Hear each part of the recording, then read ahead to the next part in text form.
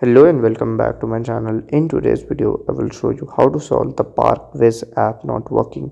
So let's get started. So here we can see the ParkWhiz app. So if it's not working, you have to follow these steps. So first of all, you will just open the ParkWhiz. So right here we can see.